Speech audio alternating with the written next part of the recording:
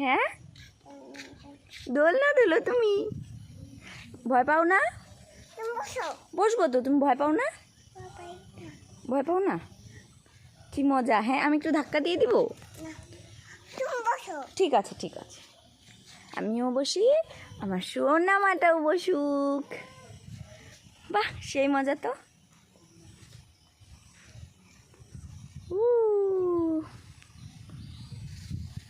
Side of view.